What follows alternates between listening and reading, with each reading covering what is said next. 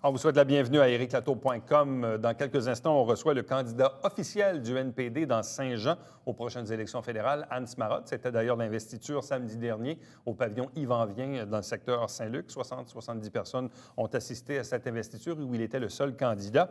Mais d'abord, on reçoit la conseillère municipale Christiane Marcoux, faire un peu le bilan de la dernière année et parler également des enjeux pour les 3 prochaines. On en discute à l'instant.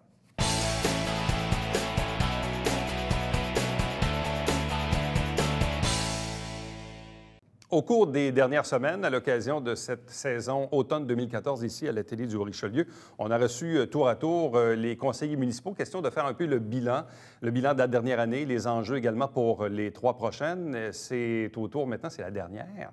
C'est la conseillère du secteur l'Acadie, Mme Marcoux. Bonsoir et bienvenue. Bonsoir, M. Latour. Je ne veux pas vous vieillir, mais ça fait combien d'années que vous êtes en politique municipale? 24e année cette année. On est rendu à combien de mandats? Oh mon Dieu, c'est parce qu'ils n'ont pas toujours été de 4 ans. Combien d'élections? Oh, d'élections. Vous ne les comptez plus, c'est pas ça. C'est-tu bon signe, ça? 91, 95, 98, élus par acclamation, 2002, 2005, 2009, 2013. Ça en a fait quelques-uns. Ça en fait quelques-uns, oui. Là, vous avez changé un peu d'amis autour de la table parce que la moitié du conseil a été renouvelée. Il y a un nouveau maire, la moitié du conseil est nouveau. Oui. Comment vous naviguez au travers ça? En quoi la dernière année a-t-elle été différente de vos 23 autres années d'expérience en politique municipale? Bien, la première année d'un nouveau mandat, c'est toujours un peu différent. Là, on est arrivé, vous voyez, on est 6 anciens. Il y a M. Larivière qui fait un retour en politique, 5 nouveaux. Un conseil municipal, c'est un peu comme une grande famille. Il faut donner la chance aux nouveaux d'apprivoiser la machine municipale. Il faut apprendre à se connaître. En tout cas, c'était relativement bien, je vous dirais. Bon. M. Fecteau, le maire, est nouveau aussi. Donc, on est dans une phase d'apprentissage. Oui. De quelle façon voyez-vous vos nouveaux collègues là, qui arrivent avec un brin de naïveté, de la candeur, des attentes peut-être très élevées et qui, là, se butent un peu là, au rouage du monde municipal? Là, vous, comme conseillère senior, est-ce que vous êtes parfois appelé à ne pas les rappeler à l'ordre ou à les couver un peu ou à leur dire un peu la réalité des choses? Je vous dirais plus la réalité des choses. Ouais. Pas les couver, ni les ramener à l'ordre, c'est pas du tout moi. Plus les ramener à la réalité des choses, mais je pense qu'ils l'ont vu très vite, là, faire de la politique municipale. On est vraiment encadré, hein, que ce soit au niveau du schéma d'aménagement, la MRC, que ce soit au niveau provincial. La politique municipale, c'est vraiment encadré, fait qu'ils ont appris très vite. Puis c'est beaucoup de travail aussi, hein. Qu'est-ce que vous avez pu faire au cours de la dernière année dans votre district, qui est principalement, on s'entend, l'ancienne ville de l'Acadie, mais également une partie nord-est de Saint-Luc? On sait qu'il y avait quand même deux dossiers importants. Un, principalement, qui est le parc Rémiard, problématique en alimentation en eau potable. Donc ça, c'est en voie de se régler, là. Le dossier du parc Rémillard est presque terminé. On a même une partie de la montée de l'eau qui est terminée. On est parti du chemin Saint-André, on est monté jusqu'aux limites de la prairie, 5 km. Actuellement, le réseau est fonctionnel du chemin Saint-André presque à l'avenue des Pins, là, puis Grand-Pré. Les gens peuvent se brancher actuellement. Les travaux devraient être terminés complètement d'ici le 19 décembre. Il va peut-être rester un petit peu de travaux d'aménagement à faire là, pour 2015, mais la ville, son travail pour elle va être terminé. Donc, la portion ville va se terminer. Oui. Après ça, la compagnie de Park Bridge, qui est propriétaire du terrain du parc Rémiard, oui. À quel moment cette compagnie-là va-t-elle faire son branchement sur le réseau de la ville? Je serais surprise au moment où on se parle que les gens aient de l'eau pour Noël, là. Je sais qu'ils ont reçu leur certificat d'autorisation pour faire leurs travaux. À l'entrée du parc, il doit se faire comme une chambre, qu'on pourrait appeler, en béton, dans lequel il va y avoir un compteur d'eau au niveau de la ville. Il va y avoir également quelque chose pour contrôler la pression, pour pas que la pression rentre trop forte. Également des clapets, on va appeler ça comme ça, pour pas que le réseau du parc revienne dans le réseau de la ville. Fait qu'il y a différentes installations là, à faire, puis je pense pas que ça se soit commencé encore. Donc, ça pourrait aller à l'été prochain, je présume, parce que... Non, probablement qu'ils vont commencer après les fêtes, là. Malgré le gel au sol, ça ne crée pas de difficulté, non? Je ne croirais pas. Donc, c'est en voie de se régler, là. Oui, donc, dans oui, quelques mois, au pire, les résidents du parc Rémiard vont avoir de l'eau potable dans leur robinet. Oui. L'eau de la ville. Oui, l'eau de la ville. Donc, pour le lavage, la douche, tout. Oui. partir du moment où on fait des travaux, j'ai cru comprendre qu'il y a d'autres citoyens qui ont voulu en bénéficier. Donc, vous avez eu des demandes également de d'autres citoyens qui sont un peu les riverains de ces travaux le long du boulevard Saint-Luc? Oui, actuellement, du côté de l'art des tilleuls, Citière du Gars, il y a une pétition qui a été signée, qui a été déposée à la Ville pour être capable d'avoir les coûts pour l'aqueduc. On a également une pétition qui a été signée par les gens de la rue des Trembles. Je sais qu'il y en a eu plusieurs sur la rue, une rue là, qui est près du Pine Grove, là, le nom m'échappe, 2 petites rues là, près du Pine Grove. Félix Leclerc, quelques-uns également, qui ont manifesté le désir là, de... Parce que techniquement, ça peut se faire. Comme on dit, le tuyau passe sur le boulevard Saint-Luc. Oui. Il s'agit maintenant à ces gens-là de se brancher. Et là, il y a des coûts évidemment additionnels. Oui, on est capable de brancher là, les gens de chaque côté et même d'aller plus loin là, pour faire du développement. C'est un tuyau de 12 pouces, oui. Bon, restons dans le même coin, parce qu'avant l'élection et même après l'élection, il y a les citoyens qui habitent non loin du champ de tir. Champ de tir qui visiblement crée des problématiques de bruit, notamment les fins de semaine pour les citoyens de ce secteur-là. Moi, évidemment, j'ai rarement affaire là les fins de semaine, mais de quelle façon peut-on mesurer l'inconfort sonore que ces citoyens-là vivent par rapport au champ de tir? C'est quoi le problème?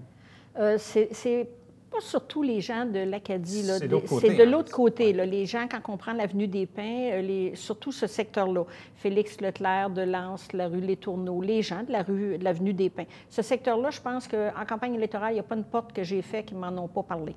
Ça dérange. De toute façon, on l'entendait, les journées que j'ai fait du porte-à-porte. On entend quoi? C'est continuellement? Continuellement. C'est du tir au pigeon d'argile? Oui, oui. Quand il y a des tournois les fins de semaine, là, c'est vraiment infernal. Là. On a la semaine dernière... Boum, boum, boum. Oui, c'est à répétition. Ouais. C'est à répétition. Fait que c'est vraiment pas agréable. Mais c'était pas comme ça avant? Non, bien, il y avait beaucoup moins de membres avant. Le champ de tir, avant, il y avait à peine 150 membres. Maintenant, on est rendu à 1500 membres, là. Fait que c'est beaucoup. On parle de plus d'1 million de tirs aux pigeons d'argile par année. Fait que c'est beaucoup, là. Et est-ce qu'on franchit le cap là, du 60 ou du 80 décibels à chaque fois? Bien, peut-être pas 80, non. On a eu une étude qui a été faite en novembre 2013, octobre-novembre 2013, pendant la campagne électorale. Et l'étude a démontré que sur plusieurs tests de son, de bruit, là, ça dépassait le nombre de décibels. Donc, les citoyens ont raison de se plaindre? Oui. Maintenant, la Ville, en quoi la Ville est-elle équipée pour faire appliquer je ne sais trop quelconque règlement, parce que le champ de tir est quand même là depuis des dizaines et des dizaines d'années, donc il y a un droit acquis, je présume, mais oui. Quelle est la réglementation qui s'applique? C'est quoi votre poigne là-dedans? OK. Le champ de tir est là depuis 1962, donc il est là par droits acquis au niveau de l'usage. Tu n'as pas de droits acquis au niveau du règlement de nuisance, ça c'est officiel, mais c'est pas toujours évident d'arriver puis de dire, bien, à ce moment précis-là, tu dépassais le nombre de décibels et tout. Et si on dit, bien, tu dépasses les décibels à tel endroit, c'est officiel qu'il y a des choses qui peuvent être faites pour être corrigées, monter des buts, des choses comme ça. Ce qu'on veut, c'est vraiment régler le problème là, plus en profondeur, là, parce que c'est vraiment pas tolérable tel qu'il est là. On a eu une rencontre avec le propriétaire, avec le gérant également. Ce qu'il nous propose, bien, l'étude INGAC en faisait mention, elle également. Elle le disait que la seule façon de corriger le champ de tir, c'était de faire un champ de tir intérieur. Fait que c'est vers ça qu'on se dirige. Le propriétaire est prêt à le faire. Ce qu'il nous a demandé, après discussion, c'est de laisser-moi... Il veut peut-être rapprocher un peu le champ de tir de Ruisseau-des-Noyers, le laisser développer un peu autour, et avec les sous qu'il ferait en faisant du développement, il mettrait un toit sur le champ de tir. Quels sont les autres enjeux auxquels vous devez vous attaquer au cours du présent mandat dans l'Acadie? Celui du champ de tir, c'est un gros dossier. J'espère être capable de le régler. Il y a une préoccupation aussi avec le dossier du champ de tir, le boisé de la 104, là, qu'on entend parler. Puis ça également, j'ai l'intention de travailler très fort pour le sauvegarder. Les branchements d'aqueduc de chaque côté du boulevard Saint-Luc, la demande est là. Je pense qu'il faut satisfaire les gens. J'ai quelques rues où les gens m'ont demandé de l'asphaltage, l'entretien de ceux qui sont déjà asphaltés. J'ai un parc qui a été débuté à l'entrée du domaine de l'Ain. Il y a un nouveau projet de maison, un projet Biat et la rue Comeau. J'ai un parc qui est débuté là. J'aimerais bien ça le terminer. Boucler les pistes cyclables. Je sais qu'il y a la piste cyclable va se rendre au cœur du village, ou l'école, là, dans les alentours de l'école, puis du parc Jacques et Marie. Puis aller boucler également sur Grand-Bernier là, et le projet. Là. Vous êtes toujours impliqué au sein de Compo au Richelieu? Oui. Oui, je travaille toujours à la MRC. Et à la MRC, évidemment. Là, on le sait, on est sur le cycle des 2 semaines là, pour le ramassage des ordures. Le recyclage, évidemment, ça se poursuit. La grande question, à quand le bac brun? Ça s'en vient. Pour le compost. Il ne faut pas se décourager. Ça s'en vous vient. dites qu'il ne faut pas en parler. Non. À quel moment? Non, il faut en parler. C'est dans les cartes? Oui. C'est sûr, c'est dans les cartons qu'on pourrait dire. On sait qu'on a des orientations. La politique, il faut respecter la politique du gouvernement. Le gouvernement. Avez-vous une date limite là-dessus? Bien, le gouvernement dit que d'ici 2015, fin 2015, il faut faire le traitement de 60 du putrescible et d'ici 2020, 100 Mais on est actuellement à faire la révision du PGMR, qu'on appelle le plan de gestion des matières résiduelles. Et ça, le plan de gestion, c'est comme un portrait de la région actuelle. Et de quelle façon on dit au gouvernement, on va travailler pour rencontrer ta politique. Et on a déjà un bout de chemin là, de fait au niveau du putrescible, là, les sapins de Noël, les feuilles, le gazon qu'on récupère, les branches dans les écocentres, il en rentre énormément. C'est incroyable, c'est des montagnes. C'est incroyable, des montagnes. On fait faire de la chip 2 fois par année qu'on dépense sur des terres agricoles. Fait qu'on a déjà un bon bout de chemin, mais il faut travailler, comme vous dites, à implanter le bac brun. Et c'est sur la table. On va avoir une présentation en janvier au niveau du Conseil des maires. Bon, et si, visiblement, on se dirige vers le bac brun, est-ce qu'il y aura un impact financier pour les citoyens? Est-ce qu'ils doivent s'attendre à ça? Là? Ben oui, c'est officiel là, qu'il va falloir acheter le bac, ça, c'est bien entendu. Mais les coûts pour la cueillette aussi? Les coûts pour la cueillette, mais ça va peut-être avoir moyen de s'ajuster. Maintenant, il y a toutes sortes de nouvelles technologies. Hein. Il y a souvent, dans des municipalités, tu peux faire la cueillette des ordures et du bac brun en même temps. Les camions sont équipés pour faire ça en même temps. Je ne sais pas de quelle façon on va... travailler ça, mais il va peut-être avoir quelques coûts supplémentaires. Mais il faut dire aussi qu'il va y avoir des coûts pour le bac brun, mais il va y avoir une diminution aussi dans l'enfouissement. L'enfouissement, ça coûte très cher aussi. Là. On a des redevances à payer la tonne. Fait que peut-être qu'un dans l'autre, ça peut s'équilibrer un petit peu. Est-ce que c'est votre dernier mandat? Je ne sais pas, il est trop tôt pour dire ça. Il est trop tôt pour dire ça. Vous n'êtes pas encore rendu au bout de l'héritage politique, là? Non, bien, j'ai toujours dit que tant que j'aurais du plaisir à le faire, que je continuerais. Ma santé me le permet, fait que on ne sait pas. Bonne continuation.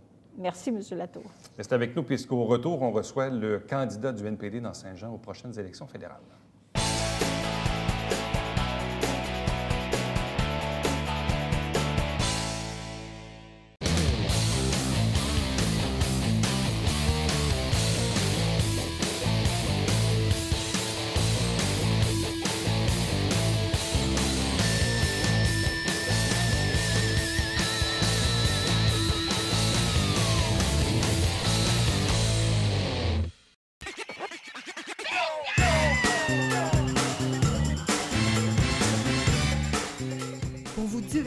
Dans le confort de votre foyer.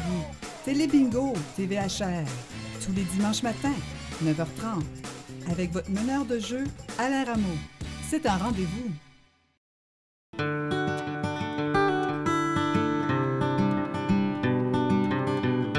Coulisses Bêta, version 3.0, de retour l'hiver 2015.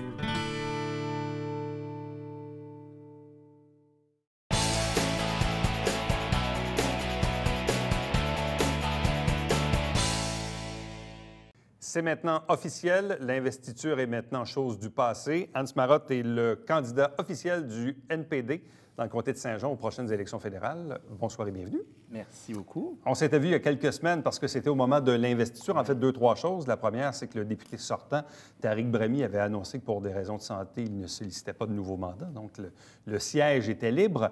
En même temps, il y avait aussi des rumeurs d'élections fédérales, soit avant les fêtes au printemps ou peut-être à l'automne ultimement. C'est ce qu'en décidera le premier ministre Harper. On sait qu'entre-temps aussi, le Parti libéral du Canada a tenu son investiture. Jean Rioux l'a remporté. On a reçu il y a une semaine et demie ou deux le candidat conservateur, M. Guinta, qui lui a été choisi d'office.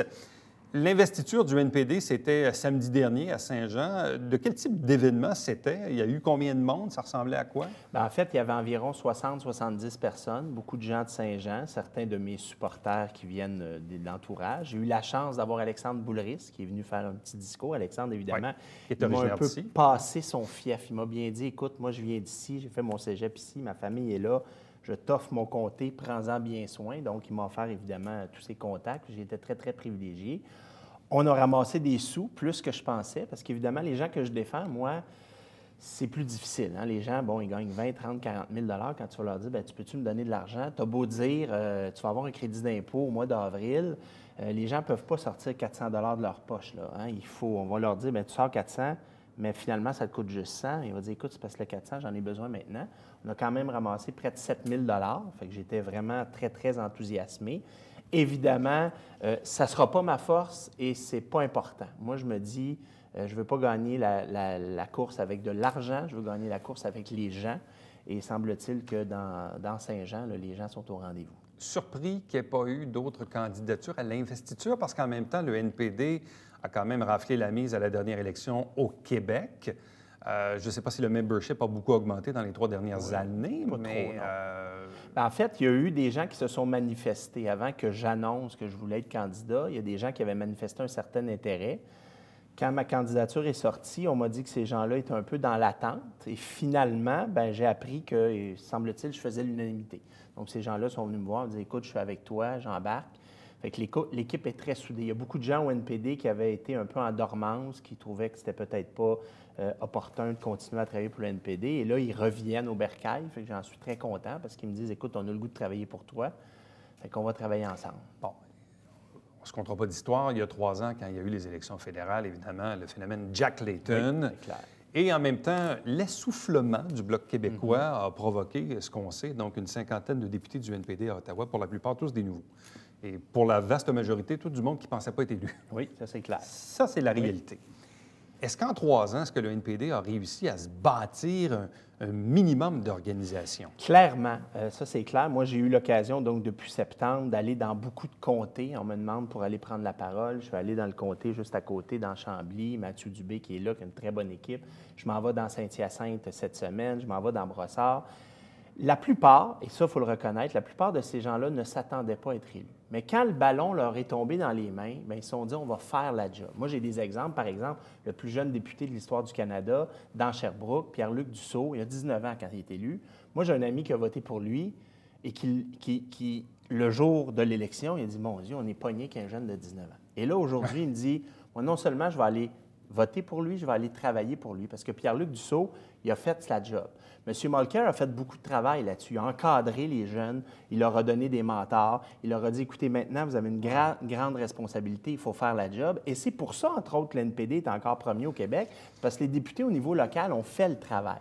Donc ça, c'est très important. Il y a eu évidemment un travail tant au niveau de députés qu'au niveau de l'organisation. Et moi, j'ai vu des organisations, je suis allé en fin de semaine au party des jeunes néo-démocrates. Moi, je les appelle mes petits vites. Des gens extrêmement brillants, articulés, prêts à tout. Je suis très, très enthousiasmé. Bon. Des vagues, il y en a, mais il n'y en a pas tout le temps. Puis je ne suis pas convaincu qu'il va en avoir une nécessairement à la prochaine élection. Le contexte est un peu différent parce que quand en 1993, il y a eu la vague du Bloc québécois. En 2007, il y a eu la vague de l'ADQ. Bon, puis là, il y a eu la vague du NPD à la dernière fédérale. Mais des vagues, ce n'est pas à toutes les élections. Le nerf de la guerre, souvent, c'est le financement, mais aussi les bras, le bénévolat. Visiblement, ici, dans le comté, les libéraux fédéraux semblent être drôlement mieux organisés maintenant qu'ils ne l'étaient dans les 20 dernières années. Par rapport à tout ce qui s'est passé dans les 30 dernières années. Puis il y avait, bon, du côté du Bloc québécois, ils étaient très, très, très bien organisés pendant une vingtaine d'années, supportés aussi, entre autres, par le Parti québécois. Bon, probablement que le PQ va encore les aider à la prochaine. Au niveau du Parti conservateur, ils ont déjà été bien organisés à une certaine époque où les conservateurs étaient très forts à Saint-Jean, fin 80, début 90. Le contexte a un peu changé. Votre équipe électorale, ça va ressembler à quoi, là? Écoutez, déjà, comme je vous disais, il y a des gens qui reviennent au bercail. Là, présentement, à l'heure où on se parle, là, je suis candidat. Parce que le NPD n'a pas vraiment d'historique, d'historique, là. Non, il n'y a pas d'historique, mais il y a un historique quand même de progressisme. J'ai rencontré plusieurs personnes. Bon, je suis allé au quartier éphémère, je suis allé à l'organisation là, qui avait été faite par la Corporation de développement communautaire, un lien entre nous dans Mont-Saint-Grégoire. J'ai rencontré plein de gens du communautaire qui, bon, Puis moi, je trouve ça très important, je viens du communautaire. Ce pas des gens qui vont s'afficher, c'est des gens qui veulent garder une indépendance. Donc, ce pas des gens qui vont mettre un petit macaron puis vont dire « j'appuie Hans Marotte ». Plusieurs de ces personnes-là m'ont dit « bien écoute, moi, j'ai souvent voté Bloc, j'ai souvent travaillé pour le Bloc.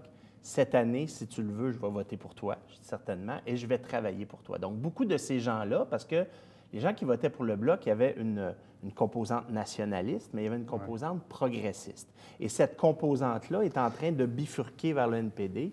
Fait que moi, je vais essayer de ramasser tout ça, d'organiser ça pour d'avoir une véritable organisation. Au Québec, il y a toujours, on veut pas, une certaine dualité, là, fédéraliste-souverainiste. Puis on le voit, le PQ est en leadership en ce moment. M. Pellado arrive, encore un peu dans la même trame du sauveur. On est souvent dans ce... Hans Marotte a déjà été souverainiste. Oui, jusqu'en 1995, donc ça commence à faire longtemps. Et pourquoi en 1995, il en y fait, a eu une parce brisure? Que moi, j'ai beaucoup côtoyé les gens qui ont milité pour l'indépendance. Moi, l'indépendance, ça a toujours été un moyen. Hein? J'ai toujours été un gars qui croit à ce que chacune ait ses chances. Et moi, je disais, si on va chercher le coffre à outils, le marteau, la scie, puis qu'on décide de construire un vrai projet de société, bien, c'est une bonne idée. Sauf que j'ai côtoyé ces gens-là, et ces gens-là, ce qu'ils voulaient souvent, et là, je vais paraphraser M. Chrétien, c'était d'avoir le flag sur le hood du char. Hein? Ils voulaient des jobs dans la diplomatie. Moi, j'ai côtoyé beaucoup de gens en sciences politiques qui disaient « Imagine-toi tous les jobs qu'il va avoir lorsque le Québec va être un pays. » Moi, je disais « Je m'en fous de ça. Moi, ce que je veux, c'est de mettre en place un projet de société qui va faire en sorte que tous vont avoir leur chance. » Fait que c'est sûr que là, présentement, au PQ, qu'est-ce qu'on a? On a possiblement M. Pellado qui va être le sauveur. Moi, en tout cas, M. Pellado, à mes yeux, il part avec deux prises sur le plan du progressisme et du projet de société. Mais au-delà de ça, les ténors au PQ qui vont peut-être prendre la chefferie nous parlent de peut-être un référendum en 2021 ou en 2022 ou en 2023. En attendant, on fait quoi? Qu'est-ce que le Canada et qu'est-ce que le fédéralisme a à offrir aux Québécois ou aux souverainistes un peu déçus? Bien, présentement... Ou à ceux qui ont voté Bloc là, dans les 20 dernières années? Présentement, les surplus, ils sont là. Et présentement, par exemple, si on parle au niveau de l'impôt, les conservateurs et les libéraux avant eux ont fait en sorte que l'impôt des très grandes entreprises diminue de façon systématique. Juste sous le règne des conservateurs, on a un 60 milliards, presque 6 milliards par année qui est enlevé de la besace du potentiel d'investissement. Moi, je dis aux gens, écoutez, c'est pas normal. C'est pas normal qu'une compagnie, qu'une banque, qu'une pétrolière paie moins d'impôts que vous. Alors nous, on dit, on va rétablir ça. On va faire en sorte que la fiscalité soit plus juste pour que ces surplus-là soient utilisés à bon escient, pour que ça ne devienne pas uniquement toujours une espèce de fédéralisme, de transfert dans l'assurance-emploi, dans ces choses-là. Il faut créer des choses. Et ça, je pense que le fédéralisme peut nous offrir ça. Il faut aller se battre pour chercher ces surplus-là. Pour bien des gens, évidemment, le NPD puis le Parti conservateur, c'est clair comme de l'eau de roche que c'est pas mal différent. Mais c'est quoi, et je la répète cette question-là, puis je vais probablement la reposer dans 6 mois, c'est quoi la réelle différence entre le NPD de Tom Mulcair puis les libéraux de Justin Trudeau? Au-delà de la compétence, je n'insisterai pas longtemps là-dessus. On a vu M. Trudeau, tout le monde en parle dernièrement, au-delà de l'efficacité de l'expérience. Sur le programme, c'est très différent. Moi, pour moi, là, dans l'histoire du Canada, les libéraux et les conservateurs, c'est un parti, 2 succursales.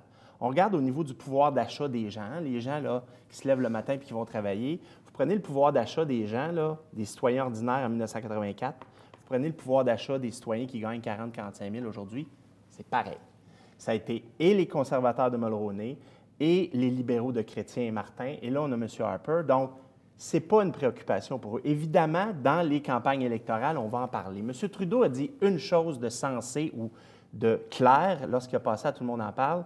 On lui a posé la question, les baisses d'impôts aux grandes entreprises qui représentent plus de 50 milliards, allez-vous toucher à ça? Et il a dit, on ne touchera pas à ça. Ça, c'est pareil.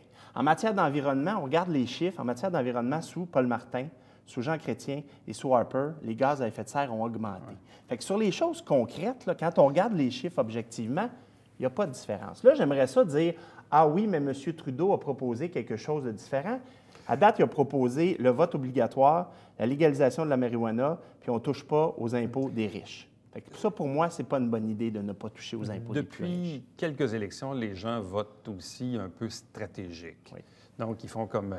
ils testent les sondages, ils disent, bon, bien là, le vent s'en va par là. Conservateurs vont probablement être élus. Ça fait 20 ans, 25 ans qu'on est dans l'opposition. Il faudrait peut-être avoir un député du bon bord. Au même titre qu'on reteste encore le sondage. Ouais, les libéraux ont peut-être une chance d'avoir le gouvernement, ont peut-être voté libéral.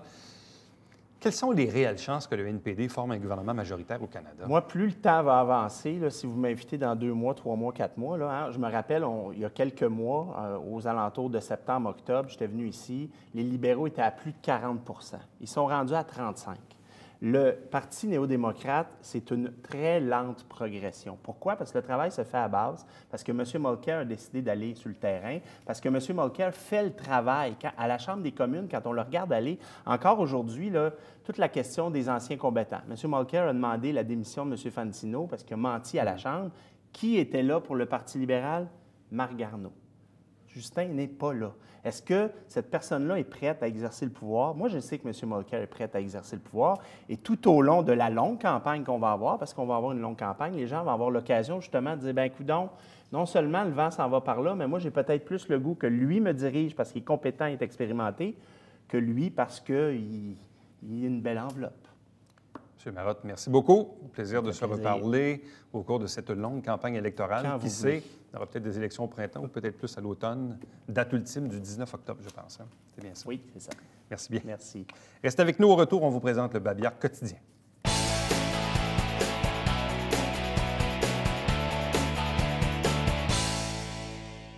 Vous savez, la semaine dernière, on recevait le président et le directeur général de la Caisse des Jardins du Haut-Richelieu pour parler de cette enveloppe de 110 000 $ à distribuer au sein des organismes du milieu. Mais on doit bien sûr aller voter en ligne pour certaines catégories. Dites-nous qui aider. Vous allez sur le site web enrichissant.ca et vous pouvez voter, je pense, jusqu'au 17 décembre, une fois par jour par adresse courriel. C'est par numéro IP, en réalité, là, par adresse IP. Donc, enrichissant.ca, puis vous choisissez, bien sûr, l'organisme de votre choix. À chaque semaine, on vous présente des extraits du Conseil de ville. L'émission s'appelle Saint-Jean-sur-Richelieu. Vous avez la grille horaire à l'écran. Ne manquez pas également le Télébingo tous les dimanches matins 9h30 en direct. 3 500 $ en prix. Carte pleine qui est à 2 000. 30 dépositaires pour acheter vos livrets un peu partout sur le territoire. Prochain rendez-vous demain. Bye-bye.